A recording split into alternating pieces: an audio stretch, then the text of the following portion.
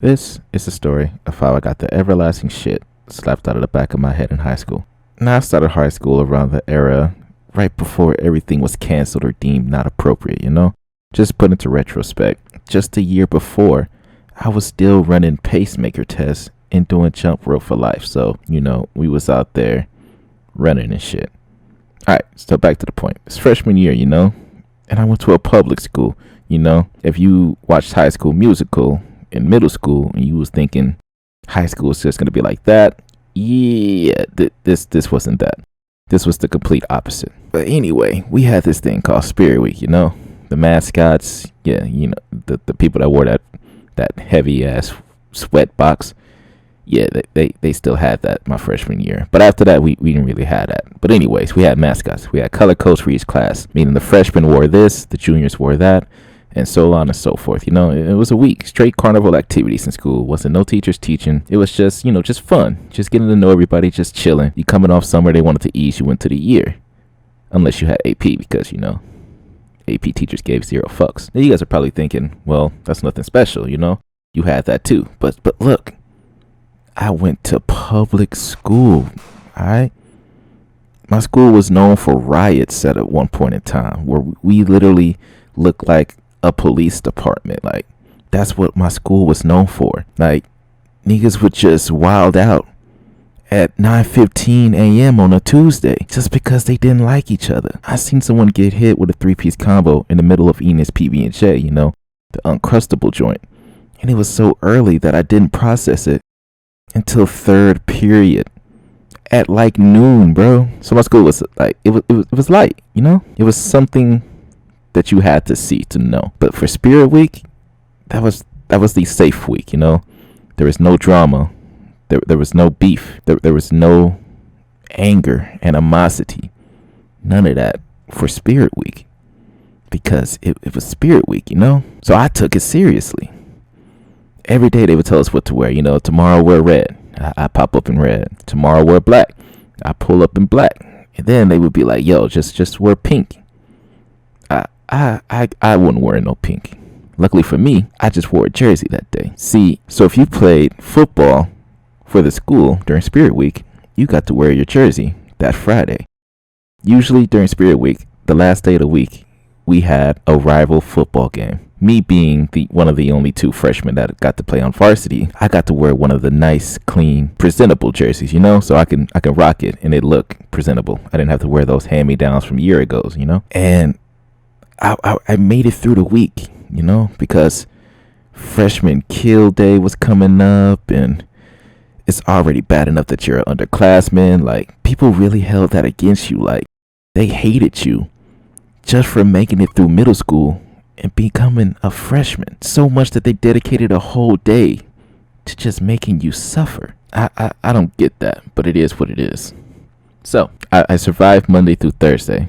All I had to do was just make it through Friday and ball out. Now, I was respected, I was respected amongst the upperclassmen, because when I put them football cleats on, I was legit. I wasn't just out there to make the team look like we was deep, or I wasn't out there just out of pity. Nah, I earned that spot, rightfully so. So I had some animosity towards me, but the respect was greater than the hate. So they didn't really fuck with me. They treated me like the little brother of the team, and I liked it. But I was on thin ice. All I had to do was lay low. So of course, that means I didn't lay low. That Thursday night, I found the courage to go to my mom and ask her I needed a haircut. It's a big day for me tomorrow. My first rival week, my first rival game. It's a big thing. She agrees, and we go to the barber. And I don't know what happened. I don't know if I lost brain cells, if I slipped and fell, or what. But I asked the barber for one of the dumbest things that I probably could have ever asked. I asked the barber to give me a design. Now, in retrospect, I've always had designs. If you know me now, I pretty much rocked curly hair for a long period of time. This story is the reason why I did that. After this, I never let my hair get to a certain low point because of this story. So I was already rocking the skin fade usually, or the low taper, and I would always get designs, but they were acceptable. But today, I wanted to be extra. Remember I told you about that High School Musical shit? Yeah, this is where I fucked up. I walked into the barbershop, sat in the chair, looked this grown man in the eyes, and asked him, "Hey, cut Bayview in the back of my head." And with no hesitation, he proceeded to cut Bayview in the back of my head. This was one of the dumbest shit I've ever done in my life. Like, to this day, I've never done anything dumber. Until that morning when I woke up and decided to color it with pastels and red and white to make it stand out even more. So just imagine walking around with this giant tag on the back of your head, just begging to be hit. See, I grew up in Wisconsin, and we played this thing called hook or neck, where they would literally just slap the back of your neck for no reason, just for it just purely existing and sitting right there. They would just slap the shit out of it. Can you imagine the field day they would have had if I just walked in with a target, just painted, begging for someone to smack the shit out of me? But to my surprise, all day, nothing. I got the giggles, I got the laughs, I got the people asking me why I did it.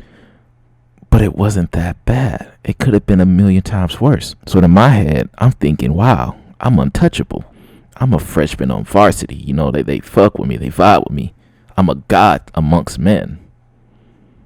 And that's when I lowered my guard. I'm leaving my last class and headed to the locker room. So this is the point where, I'm in the clear. All I got to do is get dressed and get ready for this game. Show out, And as I'm walking down the hallway to get to the locker room, my friend, he's like holding the locker room door open for me, and he's signaling me to come on. So he's excited. I'm excited. But in the back of my head, I don't feel right. And it's like in the movies, where everything goes quiet and you just hear one thing. I can hear like galloping coming from down the hallway behind me. Now, before I can turn around and see the loose horse that got left free in the school, I just feel the presence of death right behind me. Before I can fully turn around and understand what is about to happen, the grace of 1,000 suns layeth upon the back of my head, right in the middle where the Y and the V connect. This 300-pound lineman who just had his 4th prep snack just slapped the shit out of me. Now I'm sitting there. It took everything in my might to not fly. I'm just sitting there contemplating life. Like a normal person, you gotta fight.